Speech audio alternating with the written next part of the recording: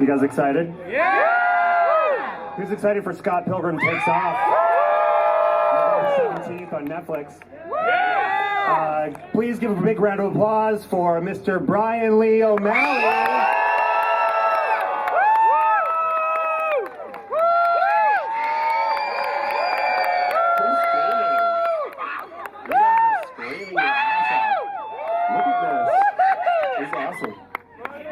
I love you, Bryan! I'm moderating a panel for the first time in my life. How are you doing? Is it okay? Are you guys warm enough? Yes! Okay, good. All right, I'm Bryan Lee O'Malley, as he said. I'm the cartoonist. I made Scott Pilgrim the first time. Almost 20 years ago. I was drawing a little black and white comic book and never thought it would take me really anywhere, but here I am in front of all you guys. You know, it kind of took me around the world, which is crazy. I didn't live in LA before I made Scott Pilgrim. Now I do. And then it also let me work with so many amazing people. So I'm going to start bringing some of them out here. You might know who they are. What do we have here? You saw their names on the poster. The first one, you probably know him, you love him, you probably love him. Director, auteur, raconteur, Edgar Wright.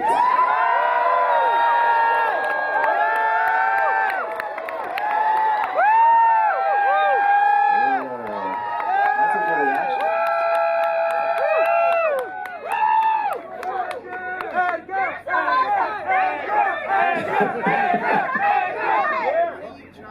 You gonna turn it on?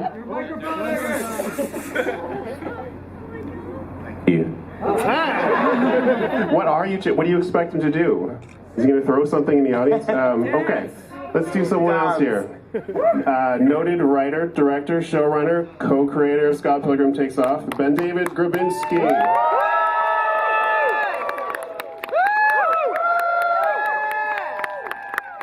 It's a good crowd. You guys are riled up. Did this work? You were like chanting Edgar's name, but not mine, and I get it. That's a long name. It's actually BenDavid, so you're failing so bad. It's BenDavid. It's one word. Stop it. Wrong number of syllables. All right, next. He's a composer. He worked on a few things you may have heard of. Let's see here. The Raid 1 and 2. Oblivion, The Witcher. Are You Afraid of the Dark? And happily, it's Joseph Trapanese. Joseph. All right, and we got room for, looks like 4 more. The right number of syllables for a chant. That's right. I'm gonna get mad at my parents about that one. All right, these are 4 guys you might know. Boys from Brooklyn. They taught the Game Boy how to play guitar. It's Anamanaguchi.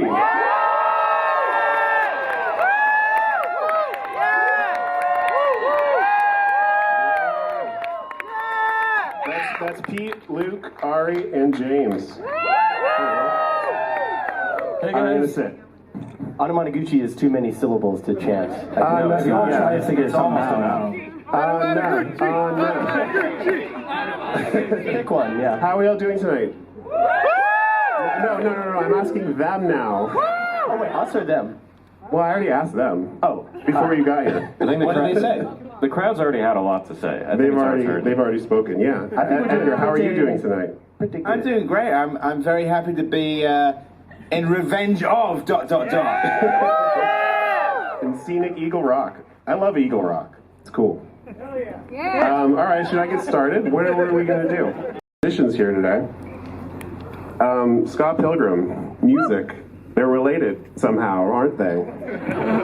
Strangely, comics don't have music in them. They're a silent medium. And yet, here we are with a bunch of musicians. How did we get here?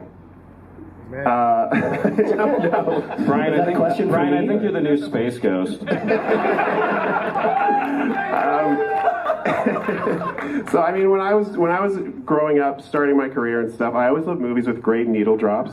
And when I first saw Shaun of the Dead in Spaced, I immediately responded to Edgar's use of music.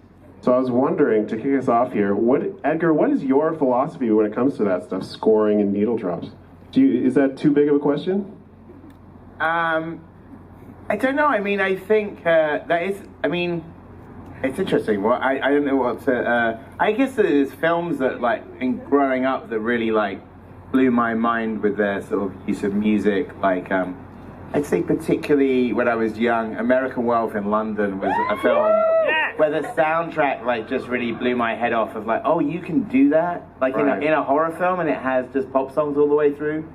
So probably that was the inspiration for that. In Space was that we were trying to find the music that sounded like the characters. Right. And then I guess in Shaun of the Dead, it's counter scoring. It's like, what would be the weirdest song to hear right now in the middle of a zombie apocalypse? Right, the pop against violence kind of thing. Yes. Yeah. I always loved that.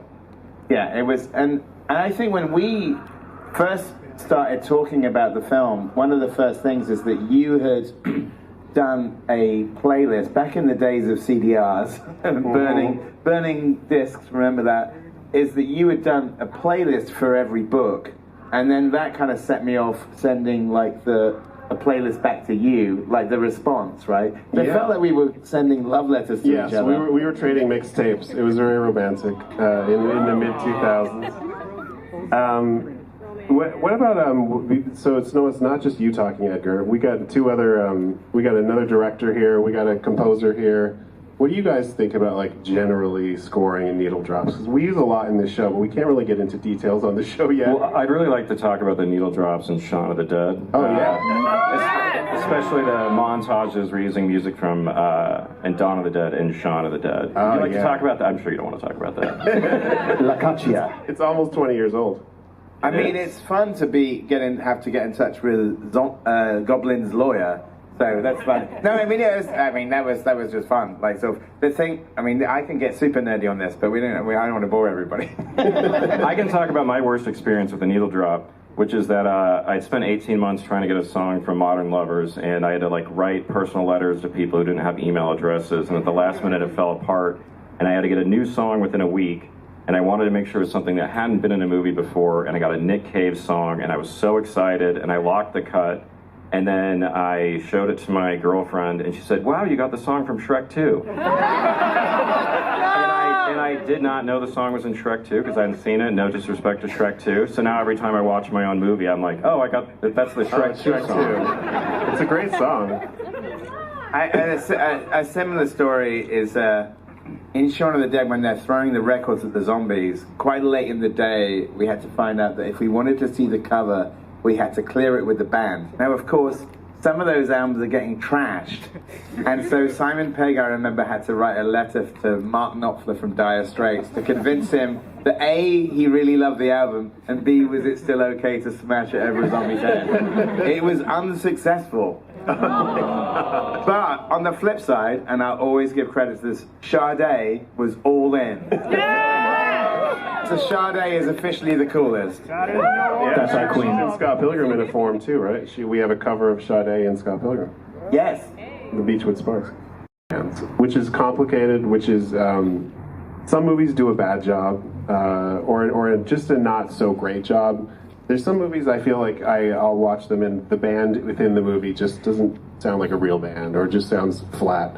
But I would say, and you guys might agree, the movie Scott Pilgrim vs. the World did an incredible job with original music.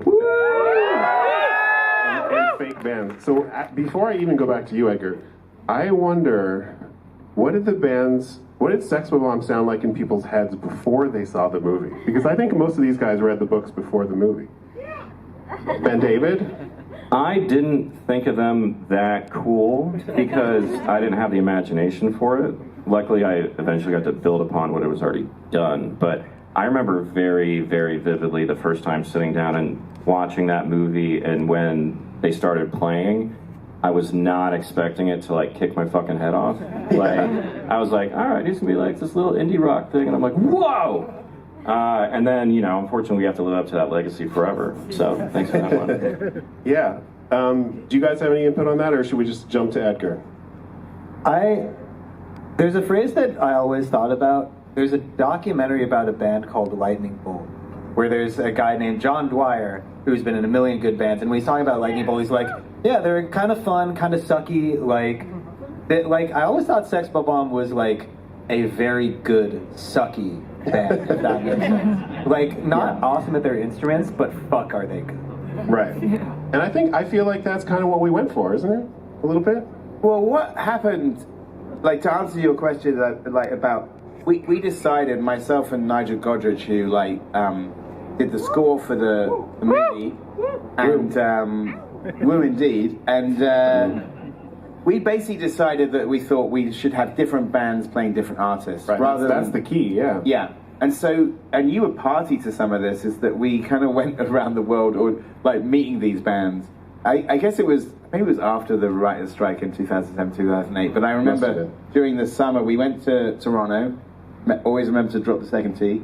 Toronto, not Toronto. And I was already aware of Metric even before, like, you had sort of told me about that, and then it kind of, I think I'd already heard, like, Photo of a Girl and, like, that song. But anyway, we went to meet, like, Metric, we went to meet Broken Social Scene, and we were sort of, like, looking at bands that might be, like, Sex Bob-Omb, like, and some of the bands that ended up on the soundtrack, like the Black Lips, or, there was this other band that I was obsessed with called Be Your Own Pet, that, we had a different story about them, but, like, we never actually met them because they broke up. And they now reformed, though. They have an album out. I saw them in LA on Thursday night, 15 years after I was supposed to meet them for Scott Pilgrim. They're great. Great band. They're incredible. I mean, their new album is fantastic. And it was... The new album's called Mommy, I think. It's great. And Beautiful. it was... I met the lead singer for the first time, and she said the biggest regret in her life is that she never had that Scott Pilgrim meeting. But we did use one of their songs in the trailer. Oh, that's right. But then what happened after that is that Nigel, we'd met some people, and after that didn't happen, Nigel Godrich just said, why don't we just ask Beck to do it? And I was like, do you think he would? And he said, it's so in his wheelhouse of what he used to do when he was starting out, where it was a lot thrashier. And he basically, over a weekend, he did it in his garage. So it is garage rock, because it's literally in a garage. But we took your artwork and we blew it up, and we put it all around the walls, and we had a list of the scenes and there weren't any song titles, just like, this is the list of the scenes, and this is what we'd like to do, and this is the kind of thing. And we gave him the script pages, but I don't think he ever read the script pages, but he had all the artwork all over the walls. And then at the end of this weekend, I was again given like a CDR of like 24 songs that he'd done in like 2 days, just him and a drummer. And some of the things that are in the film are like the opening song, We Are Sex Bob-Omb, that goes over the ending credits, is the only take of that song, because Nigel said, you know, he'd done these demos and they were really raw and like the lightning bolt you were saying about, and Nigel said, I don't know why you would redo these. Yeah. He said, like, you should just get the actors to sing on top of it, but like, why would they be any better than this? Yeah, it was crazy. I remember those demos so well. But yeah, for me, like, as I was like a 90s teen, and all of a sudden I'm sitting with Nigel Godrich, and he's like, why don't we just get Beck to do it? I mean, it was so like in the stratosphere that from happens what to me I all was the used time. to. Yeah. So it was incredible. I remember we met Beck on his tour bus. My only memory of Beck's tour bus was that I was chomping ginger candy because I was getting car sick from being on the tour bus when it was moving. But Beck did the movie. He is Sex Bob-Omb in so many ways, and we have to pay our respects to him when we revisit Sex Bob-Omb in this new show. Can I tell one story that I've never told before? Tell one story. Yeah, go ahead. I think I've told you this before, but this is true. Only because, and let me preface this with like, Beck's songs are obviously brilliant, and it's funny that we're talking about, are Beck's songs too good to be Sex Bob-Omb? At the premiere of Scott Pilgrim in LA, Rivers Cuomo from Weezer was there, and he came up to me and he said, I really enjoyed your film, and he said, why didn't you ask me to do the songs? And he goes, and he said something along the lines of, he said, I just think that the band should have been playing good songs, and I was like, ouch! That actually helps me feel a little bit better of a story I've been telling for a decade, which is. And I was like, Rivers, I think Beck did a good job. I think you're wrong. I didn't say that. I was too amazed by what had just come out of his mouth. I was at the premiere. He was there, yeah. I was at the premiere. That's the night I met you. That's right. Because my uncle is friends with Michael Cera, and he was like, "You should come to this." And so, yeah, he's an actor. So he brought me out, and I was standing in a circle. It was like, it must have been like you with Nigel Godrich. I was like, "Oh my God!" I'm standing next to like Jason Schwartzman and like Beck's musical assistant, and there's Rivers Cuomo, and this is like some people who work on Tim and Eric. This is so cool. And I was talking to Beck's musical assistant about like working on the game soundtrack. I was like, "Yeah, like." We did a lot of music, and then I turned to Rivers Cuomo. I was like, and by the way, like Weezer was super influential to all the music that we did in the game. And he looked at me, looked away. I think he found his wife and left the party. Now I have a little more context. Okay. Some closure. Well, yeah, that's amazing. I don't remember Rivers Cuomo being at the He wasn't there long. What if we just spend the whole panel talking about Rivers Cuomo? We'll conjure him if we say his name too many times. All right, we mentioned Rivers. He rocks. Edgar, no. I listened to Perfect Situation on the way here. Anyway, so I mean, while Edgar was working on the movie, I was drawing a comic, but at the same time, Edgar's brother Oscar and I went to Montreal to work on a video game of the movie of the books. And right away, they asked about music, and I said Anamanaguchi. And I mean, I had already been sharing their early EPs and stuff with Edgar, I remember. I had no idea they were like in high school or something. How old were you guys? Around that time, I was like when you got the ask. When we got the 20. 20. Yeah. Early college. 21 for me. Wow. Yeah. Who's older than 20 here? Hands up. Oh, that's pretty good. You guys are old.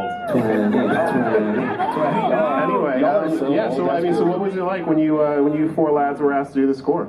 Dude, 20-year-olds. That could be a whole hour, but I will sum it up by saying it was hectic. It was hectic, yes, and it started as a situation where a man asked us to cover Aerosmith, "Love in an Elevator," because there was a level set in an elevator.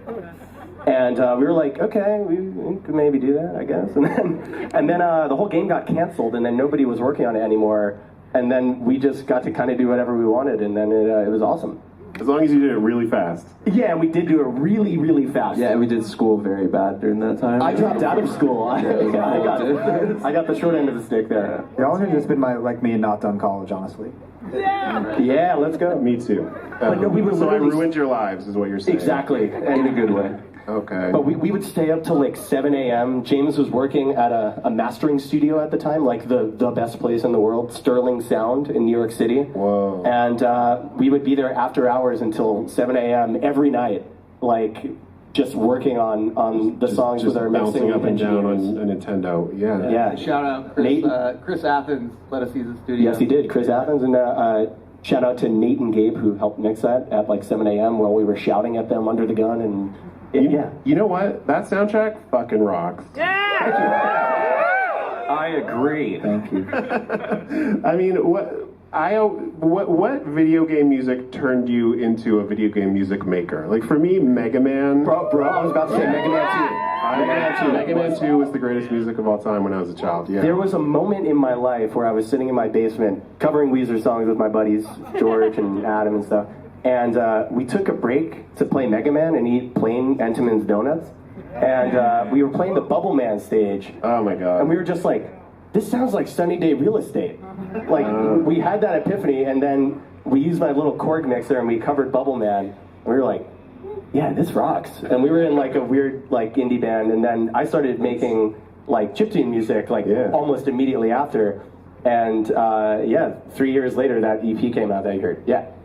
Damn. So donuts, there's a chemical formula. There is a chemical formula. Yeah. All right, let's how anyone? 7:21. Oh, that's not Should bad. probably start talking about a show soon. Yeah, that was my next sentence. We're gonna jump into the show now. AKA Scott Pilgrim takes off. as you can see behind me. It's coming out November 17th. So anyway, this is just a repeat of what I said, but I right away I was like, let's get Anamanaguchi.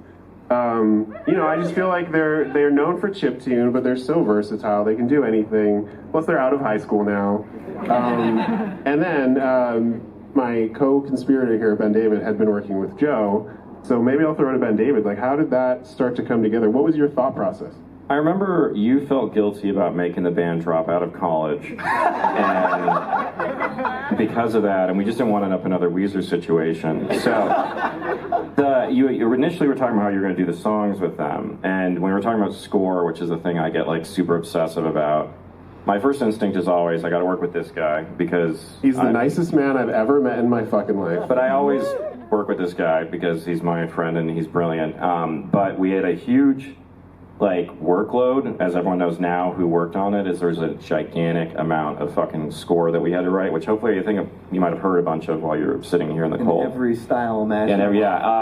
And I was like, Joe could do a really good job on his own, but that's not good enough. And the band's brilliant, but I don't know if they had 40 people in that band, maybe we could do enough to do it. But I think that the math is if you had Joe and them, we could figure out how to get enough music. And because Joe would work with Daft Punk and all these people is it M83 or M83? I can never get it. M83, Mike Shinoda, all these people. You do all kinds of stuff on your own, but you've also collaborated with bands before, and I'm like, and they already do great stuff on their own. I just felt like it would be the best Voltron possible. And then we just ended up in this insane bullet train of just trying to write all kinds of music where everyone would be working on different cues while you would be working on a song that I didn't even know existed, and everyone was just constantly trading wave files with each other with harebrained ideas until we were, more than happy, because I think the music is awesome, but it was an insane process, but it only could have gotten done if we had hired the right people who are sitting behind me and next to me. They're awesome. Thank you. Wow. But we didn't feel guilty about making him drop out of college. That was just a joke. No guilt. I don't know. We also had to make songs, as he mentioned. How did it feel to step into those Sex Bob-Omb shoes? It was back really shoes. Cool. I mean, intimidating, first of all, because Sex Bob-Omb has been. It's in the first pages of the comic. It's this is where we're starting from. Who's Scott Pilgrim? He's a guy in a band. What's the band? Sex Bob-Omb. Okay, cool. So we, when we first read the comic, it was right after we had been asked to work on the game. We weren't even sure about what it was, but we were touring when that happened. So Luke and I and Ari, all of us, we really became really obsessed with the comic. We loved it, from off rip, And but when we were working on the show, Luke was staying with me in Dallas in the studio and stuff, and we were we love the garage thrash of Beck, right? But some were saying, it's you use your imagination when you read the book, so it's going to sound different to everybody. Yeah. And I remember I really asked Luke for guidance of what would this sound like to you? But you actually had the chords in the book. And oh, right. Yeah, and so the first pass I did, I was what if they just use those exact chords? Yeah, what if we do that song? Or, in the book, if you guys don't remember, there's a section where I have the chords of the song that Sex Bob-Omb is playing. It's page 5 of book 1 or something. Yeah, so I remember doing a demo of that and had a kind of promise ring vibe to it, and that was cool. But when Luke came over, we kind of we took in a couple different directions, and I really liked, Scott plays a Rickenbacker bass, and maybe he's not so good at it, but it's there's got to be some Beatles energy in here. They're a pop band, right? Did someone end up buying you a Rickenbacker? Oh yeah, that guy, someone did. In fact, there is a Rickenbacker all throughout the score, and that dude is actually sitting right there. He's got some cool hair. Pete texted me, he's I found a Rickenbacker, I don't have enough money for it. Exactly. Those are expensive You're a really bases, bad dude. host. You didn't do research on this and find out you bought it? I didn't find out I bought it, yeah. You didn't know that? All right. Pete has, I haven't even seen it, but I own it. You do own it, and you will see it on Friday when we perform live. In fact. Hell yeah. But I have to say, Brian, once we had the Rick in hand and we put some nice tape wound strings on it, the song just kind of happened. Actually. Yeah, it definitely, the bass kind of plays itself. Yep. the tool for the job. Another thing I wanted to ask is you have something else? I forgot to say something earlier when I was talking about the band working together with Joe, which was that from the very first genesis of this process, when Bryan and I decided to work together and like be co-showrunners and do everything together, we thought like the end result of that would be something that neither of us would ever do on our own, which would make it have like a really unique sensibility. And then our hope was that once Abel interpreted it, it would become something even cooler than less that we expected. And the whole show to us was like mixing together a bunch of people who are like really talented and specific, and we kind of were hoping the end result of it would be something that none of us would have done on our own. So I just feel like this is a score that could only exist because these group of people did it, and the show can only be the weird, insane thing it is because we did all of this and it got filtered through Abel and all the geniuses of Saru. So that was our process the whole time, is we just kind of kept feeling like the more cool people we put onto it, the more idiosyncratic the overall thing would be. Speaking to that point, that the Sex Bob-Omb songs were also co-written by somebody who's kind of cool. I helped you guys. I gave you some guidance. You did. Luke wrote a lot of the lyrics. That's right. And the bass played itself. Bryan sang all the vocals on our demo, so it was animated to Bryan's voice. That's not a joke. There's no singer in Anamanaguchi, so I was just like, shit, we gotta make vocals. He even did Kim, and I didn't know it was Kim until he told me later. I'm like, yeah, but who did the Kim part? And he's like, oh, no, that was me. So our animation... Going, 1, 2, 3, 4. Well, our animation for a long time was all to Bryan singing, and then the actors came in and replaced him. So I had about 6 months of watching animation passes, and I was always hearing Bryan singing. I gotta say, Bryan's takes were so good that like it took a while to be like, nah, but you gotta nail the magic of the demo. I thought they were great. Would you sing for us now? You can sing Love in an Elevator. It's cool. Yeah. The other thing I wanted to ask about on the songs was in animation, when someone plays guitar, someone has to be drawing that person playing guitar. Oh yeah. Do you guys remember what you did to get that footage? I do. James and Ari, why don't you field this one? When I got this video, I laughed so fucking hard. So, and this anecdote will deliver. So, yeah, Ari, you seem shy, but I could tell the story if you like. The context, though, was our brilliant animation said, can you please send us very detailed videos of all the instruments being played and close-ups of the hand doing it for each of the parts? And then what did you guys do? So we kind of snuck into a Guitar Center with our iPhones, like kind of hidden. We set Luke up behind a drum kit. We were like, yeah, we need to buy a drum set for a show. Do you mind if we like just play this drum for a little while? And they said, yeah. They did say yes, but me, James, and Ari all posted up to get proper coverage. Yeah, like 3 angles of like kick drum, front ahead, side, and then I just played through the songs once or twice, and we're like, no purchase today, thank you very much. So they sent us video without any warning, and suddenly I'm like, are all of these high-res videos for animation reference you guys in a Guitar Center using instruments you don't own? And they're everything like, with obviously. price tags on it. Yeah, that's the process. Drum sets are expensive, man. Yeah. I thought that was amazing. Pretty fast here, but Joe hasn't said anything. Joe hasn't said anything. Joe, how can you be a genius and say nothing? Well, that's a silent genius. I was about to say, I think that's the secret right there. Just shut up. That's why I've never moderated a panel before. People used to think I was smart.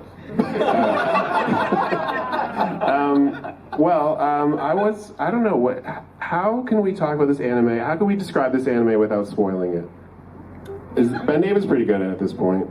Give me your take, Joe. No pressure. No pressure. Joe. I'll tell you what it means to me, and Pete said a great word that I just keep coming back to, is imagination.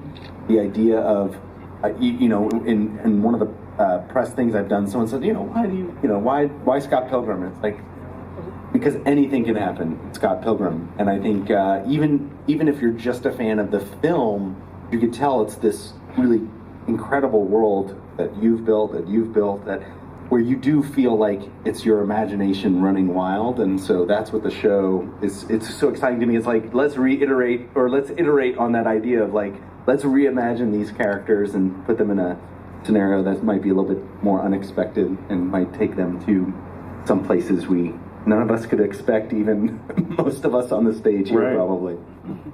Well, that's the thing that was so fun about it to me, is the range of music in this season is so insane. I mean, We have one episode, the Lucas Lee episode, I decided the only needle drops could be from soundtracks of Tony Hawk Pro Skater games. Because look, he is a pro skater. And if we're going to pick songs, we need to create rules. Like if anything had happened in this universe, we actually have to create some rules. So the idea was we could only have songs if they were in a Tony Hawk game in that episode.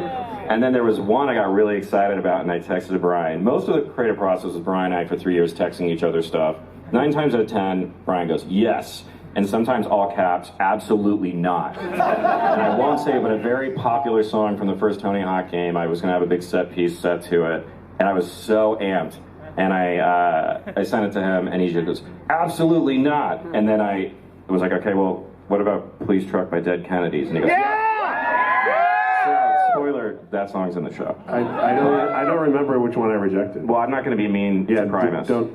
Oh, I see. That's why I rejected Well, it. just to give you an idea of the range, I mean, then, you know, I feel like after that text message, you then texted me and said, Joe, can we come over to your house and sit around your piano and just hang out for a little while? And then you came over and we just sat around my piano and just... Can't spoil our Ishtar sessions. No, exactly. but why that? But yes, Bryan and I and him did spend an entire day where I was singing lyrics to him, and then he would turn them into real music. And there's a reason that's in the show that we will not say. There's a lot of crazy stories we'll have to tell you guys later. But I would tell you the process of doing the score, the best one was, so there's an extended fight scene in episode 2 that is maybe like 8 minutes long, and it keeps shifting in music styles where, like, Ari has this section that's just like this unbelievably cool video game kind of techno thing, but then it transitions to a section where my only pitch was 90s NBA Nike commercial with like a hip-hop vibe. Then it becomes like a straight up raid style thing.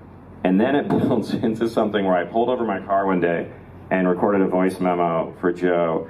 And I was like, you know how like in Matrix 3 when they have the people chanting in Latin, or in Duel of Fates they're doing that? Well, what if they're like chanting like evil X's? And I was like singing it and like doing this whole thing, which is because I'm stupid as hell. And then I sent it, and then I kept driving. He texted me back and he's like, yeah, we'll do that. And within days, Bryan and I were in front of a choir in Burbank. And we're like, oh no, and they were that's literally not serious. singing evil X's, exactly how he had sung it. Yeah, and I was like watching all this happen. I was like, how is this my life? How is this? And this is all just for one action scene in one episode. So that's like how stupid our score is. Like we spent all this time on just one scene, and then we never repeated ourselves. You know, when Edgar made a movie of my book, I felt like Make-A-Wish kid. Did you know what that is? But I didn't die at the end. And now, I mean, I felt like that again. I don't know. It feels so magical. We got to do so much fun stuff every day on this show. I kept switching between two analogies. Is that I felt like Bryan and I were Make-A-Wish kids, or we were robbing a bank and no one was arresting us, and they were never going to arrest us. So, but robbing a have bank the same sounds sort of stressful. function. I guess making a show is a little bit stressful. Okay. It's like Reservoir Dogs without the cops. Without the gunshot wounds. But like non-cops, people got shot by non-cops too. No one got shot on this. Everyone thinks. Oh, that's true. There was no one got pay. All right. Well, I mean, questions or Maybe I can any freestyle rap. anecdotes? Yeah. I would be kind of remiss. I just need to put it out there very publicly. Like, it was so fucking crazy to be working with Science Saru. And like, it feels worth it for me to put out there that like the way that they work on television and the way that music plays into their work specifically. Like, I don't know if anyone here has seen that show, Keep Your Hands Off Azoken, but Yeah. what that tries to put across about the power of animation and like creating something, like, very important. So the power of music within Scott Pilgrim, and specifically by this team, is like, that's the most exciting part of it for me. Like that, it has to be cohesive and it has to be part of this world that they are making discreetly. They've never made the same show twice. They made the same show fucking once. So like, it feels important to note that, like, I mean, to BenDavid's point, it's such a part of this package that they brought us in. I want to say a little intro style that before we wrap, if we're wrapping right now, I mean, like, being able to have the band be reined in not only by like you guys and your writing and direction, but like working with Joe, man, we got to do so much exciting stuff that we've never been able to do before, and like having. I feel like everything we didn't learn in school, we did learn finally in this class, which was great. Yeah, Joe is like a college professor, is what you're saying. Joe is like the dean of music. Right. I mean, So it's a pro to not yeah. dropping out. That is why Yeah. we wanted to pair you guys No, up. I didn't drop out. I dropped up. But the show he's mentioning is about kids in school who are making an anime. And because Bryan and I had never made an anime, while we were having our writer's room at his house, which is just the two of us, like sitting on a couch watching anime all day and then making each other laugh, we were literally watching their show about making an anime while we were writing it as a way to like inspire us and try to pretend we knew what we were doing. And I just have to say, because it hasn't been brought up enough, is Abel, our director, is unbelievably brilliant, and everyone there is. There he is. Abel. If he wasn't a genius, our show would suck, and I think our show is awesome because he's awesome. So thanks, man. He's the best. And if you guys speak Spanish to him. He doesn't get to speak Spanish enough. Do it, Hola. Hola. Te quiero mucho. Oh no, I was gonna say. Any closing words, Joe? Well, I'm just gonna drive that home. I mean, working on animation as a composer, as a musician, is always so much fun. For many reasons. One of the reasons is you do get to see the sausage made. You're working to animatics. You're in very early meetings, and so we were just blown away. You know, when we got the final animation, seeing what these guys were putting together, it was just such a treat to see that all come to life. Yeah, we would finish the score to animation that was like a kind of a rough lock animatic, and then months later suddenly you would see this awesome score and awesome performances then married to like unbelievable animation, and you were already like, it was so fun to watch. But then it was like you were just getting, it was like Christmas every time, where suddenly like Bryan and I would get a text at like 1 a.m. saying, oh, final animation for 106 is here, and you're like, holy shit, and you like run to your TV, and then it was just a bunch of us, we like text each other for hours about, oh my god, it looks so great. It always looked better than we would have hoped. Yeah, it was crazy how fast it felt like it came together, because we spent a long time looking at very rough animation, and then all of a sudden it's final and it's beautiful. So it was not kudos to fast for Science Abel. Art. Abel saw 10 billion things in between that. Abel We were was in not hell the privy whole to. time. So, but yeah, for I'm us sure it felt amazing. For Abel, maybe it felt very difficult. I like to say the same thing, because exactly what you said is how I felt watching the links to the episodes. Was like, it felt like Christmas presents, because it's like, and also it's like, it's nice to have like a nice work email. It's like you know, you get an email and it's like, all the other ones like, oh, for fuck's sake. And it's like, oh, and I just get to watch 25 minutes of great animation, like, on a weekly basis. Or more, sometimes twice a week, you know? Yeah. Yeah, it got hectic for a while there. We were working on multiple episodes at the same time, trying to remember which episode I was writing or editing. It's complicated. Making a show is very Mal. I complicated. just want to thank our assistant Mal for keeping track of that stuff. Oh, yes. Thank you, Mal. All right, I mean, I the time. Anyone? 7:40. We're pretty good? You want me to vamp? What if we take two really bad audience questions? Oh yeah, Who's got it? the worse the better. Yeah. Who's got it? Don't be bad intentionally, please. Wait, who's doing this? I don't want to go down there. You have the motor. I think whoever's the furthest person back raising their hand should be whoever's doing the question, probably. There's somebody with a heart at the back on the end of a sword. Josie's gonna pick. Come on, please. Right here, please. All right, Josie, just hand it to someone who has their hand up, Right here. and we'll let the debacle happen. Thank you. Oh, you mentioned this season. Is there more seasons? When I say this season, I just mean we made a season of television, and I mean the one that we made. And I would say that this season has an ending that we're very proud of, and we told a contained story where everything emotionally and thematically we set up has closure, and we really love it. And at the moment, the idea of ever making anything again seems impossible, so maybe ask me again in January. But for now, I think we made something that's really cool, and if they stop making TV on November 18th, I'd be okay.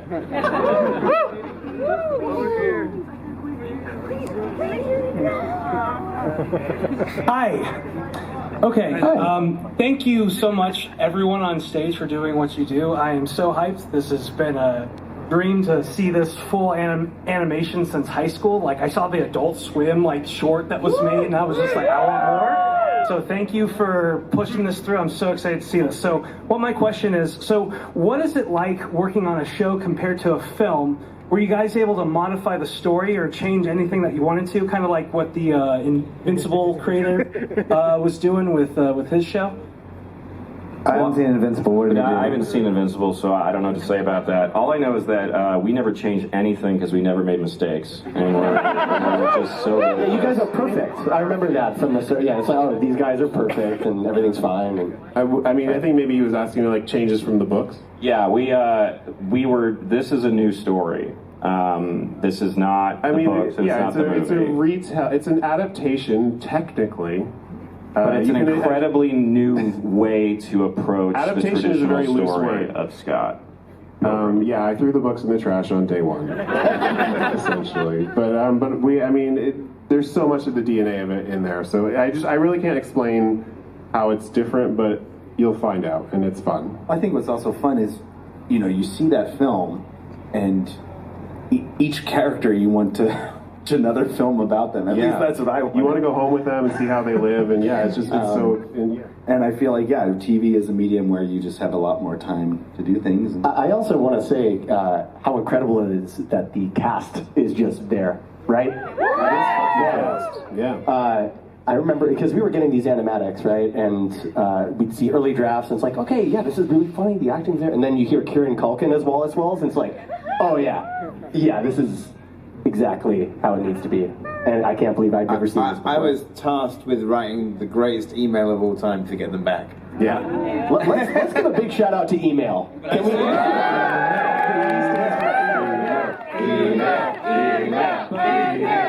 He's not overhyping his email because if it had to work, and since it worked, it technically is the most important email ever written. I won't read it out, but one part of it I remember is I was basically like sort of blowing smoke up their ass and sort of being really nice. But I did say I just called them the greatest cast of all time, and I put an asterisk, and there was the rest of the email, and then at the bottom said yes, even better than The Godfather.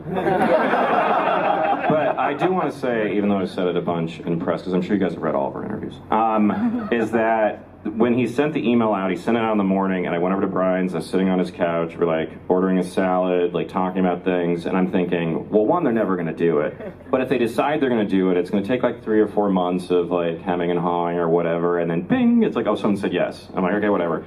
And then within like 2 hours, almost the entire cast had said yes, and I felt like I was losing my grip on reality. Because it's like, I'm trying to come up with a story here. Why is Chris Evans bothering us by saying yes to our show immediately? No, it was the weirdest thing. When it got greenlit, we got greenlit without the cast. I didn't think we were going to get him.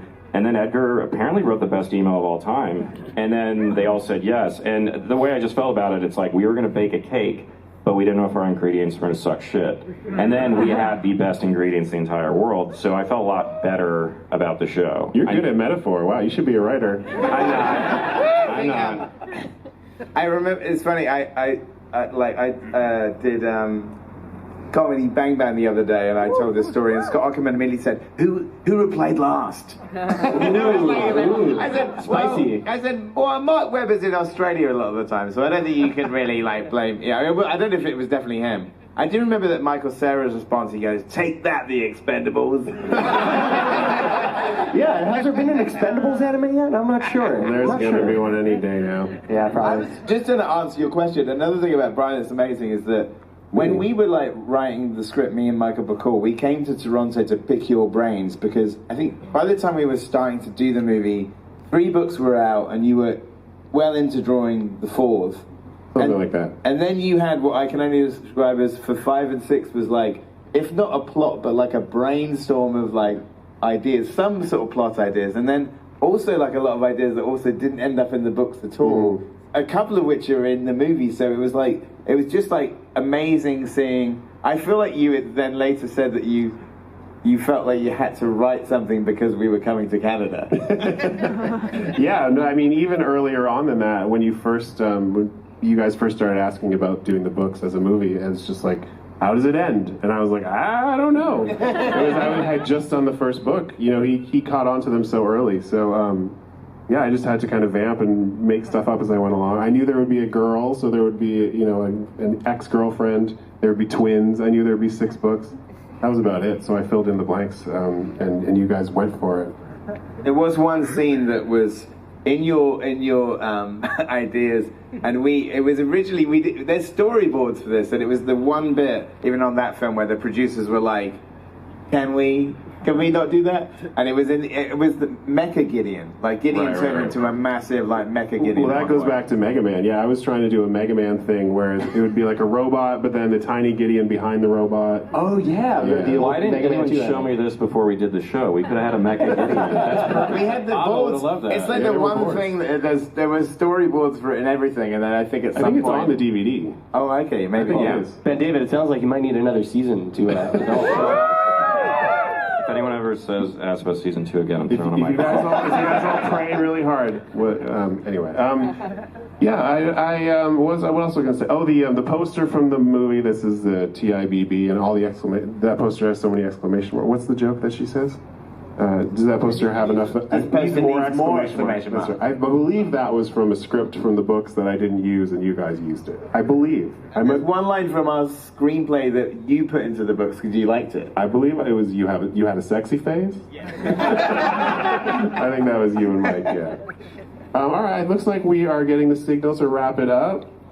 Thank you guys so much. I guess we're gonna take a little break and sign.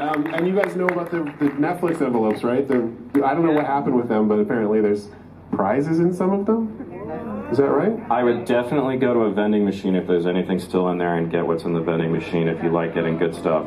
There might be stuff in there that you I see might want people to know. mixing it. Yeah, no, the vending is it- machine is good to go. We're done. We're dead? People have already Never won. mind, they got it all. Great job, everybody. Cool. Congratulations on winning. So glad I brought that up awkwardly. All right, cool. We're going to do a I signing in a think bit. we should say that Bryan Lee O'Malley is a great moderator.